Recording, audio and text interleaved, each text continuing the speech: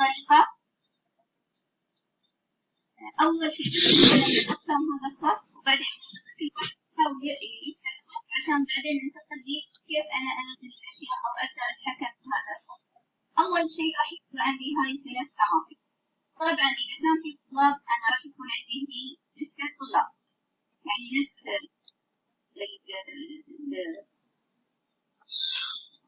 يعني بالأساس إذا كنت أنا ضايفة على طلاب، إذا كنت ضايفة الطلاب يكونون هني كل أسماء الطلاب. بالنسبة للطالبة يطلع لها بس اسم، يطلع لها 3 أشياء، يطلع لها اسمها هني وتحتها الأقسام. أول شيء عندي هني يطلع عندي 3 أقسام. هذا القسم حتى تتعرف فيه بس على شو مكونات الونوت أو شو اللي أنا بستخدمها بالونوت. هني تعريف بسيط. الحلو في الونوت إنه هو يشرح لك كل قسم إحنا شو راح نستخدمه، يعني اللي بيفتح روحه وبيسوي روحه الونوت بروحه يشرحها، يعني كل ما تتمكن من خطوة تتجه للخطوة اللي بعدها تلقى كل شيء جاهز، يعني الونوت مجهز على إنك أنت تقدر تستخدمه.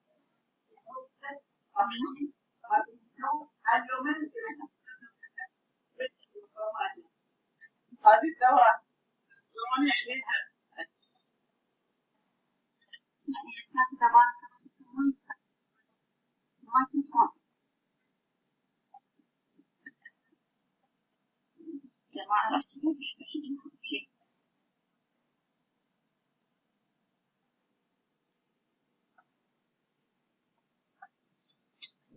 أنا أستاذ سكت عليها السكاتر ما تكون أستاذ شيخة. لا مش هذا أستاذ شيخة، الأستاذ اللي كان سكت ما سكت. لا بس عندي شيء أستاذ شيخة ما نسمع صوتك لحظة. الله يا جماعة ما يصير كذا لو سمحتوا، يعني الناس تكون مركزة ويفتح المايك عندها يكون في طلاب ما يصير. طبعا من فضلكم لو سمحتوا. ما شاء الله. بسم الله الرحمن الرحيم.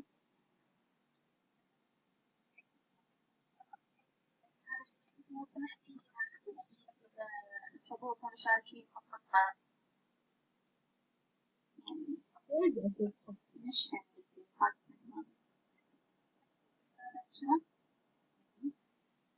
ممكن لو سمحتي بقية الحضور والمشاركين إن شاء الله.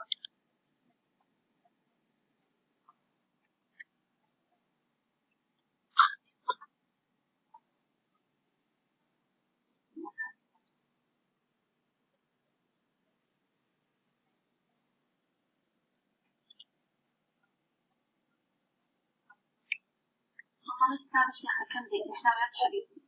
أوكي إن شاء الله بس دقايق إن شاء الله.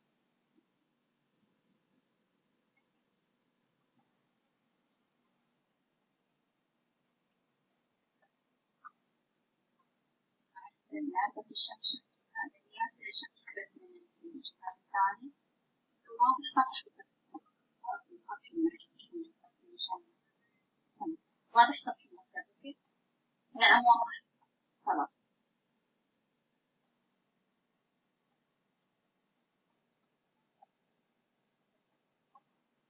بس كده عندنا الونوت اللي ظاهر عندكم الونوت. تمام طبعا احنا تونا قبل شوي كنا نتكلم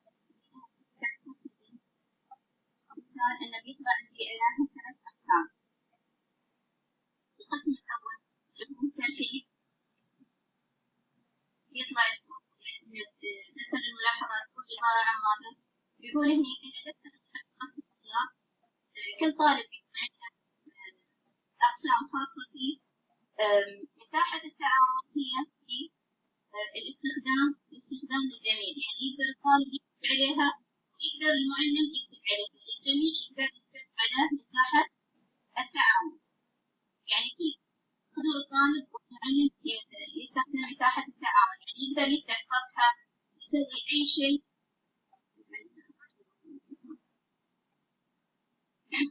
هني طبعا تحت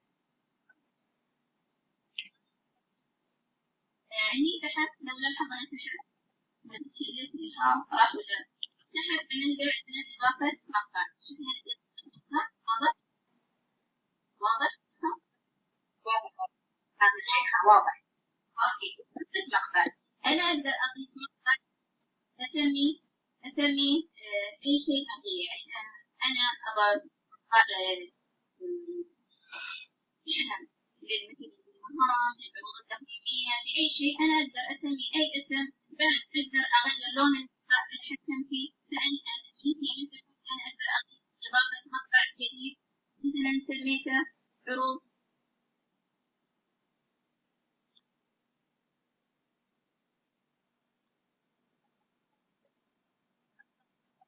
طبعا. أوكي كل مقطع هالجهة أنا أضيف مقطع، الجهة الثانية القسم الآخر فيه إضافة صفحة. يعني أنا أقدر أضيف صفحة يطلع لي على طول التاريخ، أقدر أكتب عنوان مثلا عنوان الدرس. مثلا أنا الحين أشرح درس اليوم ما شاء الله 30 طالبة جابت إجابة صحيحة. 3 الأسطوانة.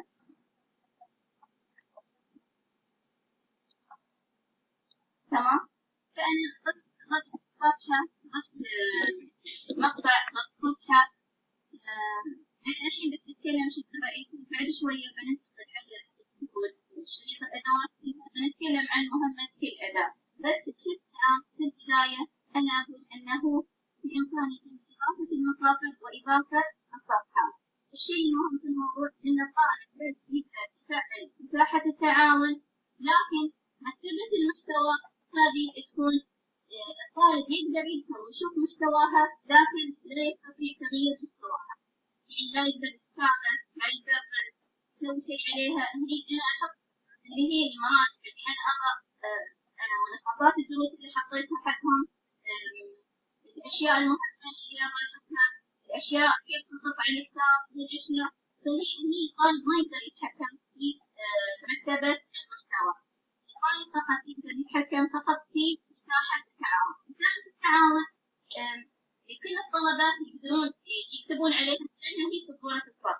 يعني أنا أقدر أحط عليه السؤال الكل يقدر يحله، أقول يا عاشر حلي السؤال على مساحة التعاون، خلاص حلي تنبيه موجه، تروح تحل الطالبات يطلع عندهم الحل. حتى لو ما كنت أنا أسوي شيء في الوالد أصلا، خلاص هم يشوفون الحل يطلع عندهم. بس بعد مثلا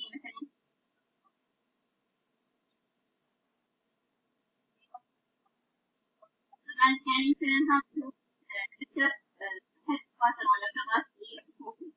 طبعا هني نفس ما قلت لكم هني المدرس فقط بعد شوية بعرفكم أنا كيف أنا ضفت هالمقطع. المدرس فقط في مكان خاص أنا ممكن أسوي تمكين لمساحة المدرس. هذا المدرس فقط معناها الطالب لا يقدر يشوف محتوى هذا المكان.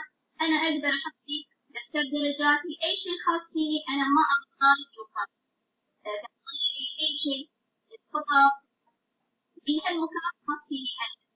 مدرس خاص فيني أنا، كامل خاص فيني أنا، أقدر أحط فيه الأشياء اللي أنا أحتاجها. تكلمنا قبل شوية عن مساحة التعاون. فمثلا مساحة التعاون أقدر أحط لهم مثلا أي شيء يخص اللي أنا أقدر نستخدمه. مثلا أقدر أحط مجموعات، مثلا أقسم الصف لمجموعات يحلون عندي.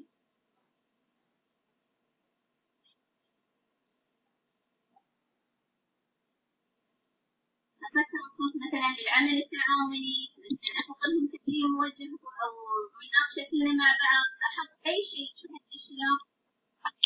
بس أنا بسأل أنا أحط شيء بالماوس سهل شوفنا وكذا، يعني أعرفها بس هي لأنه وايد أسهل لي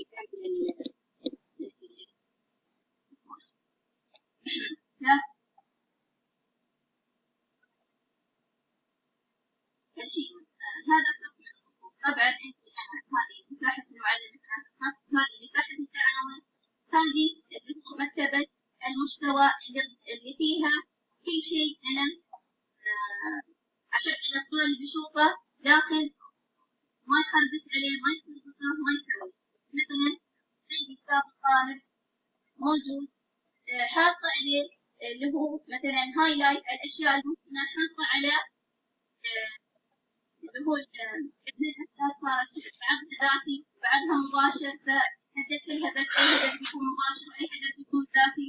فالكتاب نزلته بس بهالمحتوى أقدر أتحكم فيه، أكتب أي شيء أبغيه، أي ملاحظة، حلي بالصف يتم عند الكتاب يكون مرجع للطالبة. الأشياء اللي أنا حليتها على الكتاب ممكن هي طبعا مش بتكون حالة، يعني مثلا محتاجة شيء ترجع له بيكون الحلول موجود، يعني يكون الكتاب محلول بالأشياء الموجودة. طبعا مرات على مرات على حسب ما يناسب الحصة. إلا إذا في أشياء مثلا أنا في سؤال مهم خليته ما أحب أحل معاهم في الصف وخليتهم يحلونه بروحهم، أحط لهم الإجابة هي بس عشان يتأكدون من حلهم. طبعا ممكن أنا أضيف لهم مواقع تعليمية في محتوى مكتبة المحتوى، موقع تعليمي على سبيل المثال من الرابط وديها للموقع على طول، ما يحتاج تكتب الرابط كل يوم أو تبحث من الموقع نفسه. روابط مهمة طبعا، البوابة مهمة، الديوان مهم، فعلى طول من الونوع على طول. إذا مثلا كانت تحل سؤال يوم تقريبا سؤال عن البوابة على طول تفتح الرابط من الونوع. طبعا أي طريقة تلاقي حليها ما مشكلة. طبعا هي مثل ما أحب التعليم مدرستنا رابط أخلاقيات التعلم عن بعد. ممكن استخدمت لوحة الشرف، يعني في الصف نقدر نعلق لهم أشياء تحفيزية وغيرها، هي نفس الشيء. هذا صفنا نقدر نستخدمه كتحفيز لهم، ممكن في أسبوع على اسم مختلفة عشان يكون يعني كحافز لهم. طبعا هي يعني أنا بتكلم فيه بس باختصار إن هي بس فقط أنا أقدر أكتب فيه أسوي فيه أي شيء حق الطالبات. بعد شوية إحنا نتكلم كيف إحنا نطبق أو ننفذ أو نرسم أو نطبق أو ننزل شيء. مكتبة المحتوى هي عبارة عن مرجع يرجع إليه الطالب في وقت المراجعة أو المذاكرة كل شيء يحتاجه من الحصة الدرسية. يعني أنا اللي أكتب على السبورة يتم حق الطالبة الحلول، إذا ما تنقل هي على الدفتر موجود عندها، يكون هو على مكتبة التعاون أو على مكتبة المحتوى. أبغى أتكلم شوية بعد عن مساحة التعاون. مساحة التعاون حلو فيها إنك أنت تقدرين تنفذ فيها عدة استراتيجية، عندك ورقة عمل يعني البنات يحلون الأمور مع بعض، بس مجرد نزل ورقة العمل إلى صفحة من الصفحات خلاص الآن هم بيحلون يدخلون كلهم، لأنهم هم كلهم يقدرون يكتبون في نفس الوقت على هاي الصفحة. مثلا عندي أنا إضافة مثلا سويت لهم مجموعة طبعا طبعا جروب 2 لو لاحظتوا في يعكسون يغيرون اسمهم يغيرون، لو فتحنا فقط نلقى إن البنات يعني كل مجموعة شو حد شو حدهم يعني اثنان بس اللي أطلب منهم عودت لهم على هذا اللي بس يكونون لاين، يعني يا أفقي أو رأسي وفيها مستويات، مستوى ليفل 1 ليفل 2 فعلى حسب ما يكون. الشيء اللي يسعدني من طالباتي إني حتى من عقب الحصة إذا ما لحقت تحل شيء تحل وتقول لي أبغى حليت شو كنتي. الحين مثلا أنا عجبني حل من الحلول، أنا ممكن أرسل هذا الحل إلى كل الطالبات. بعد شوية بنتعلم كيف إني أنا أرسل أعمل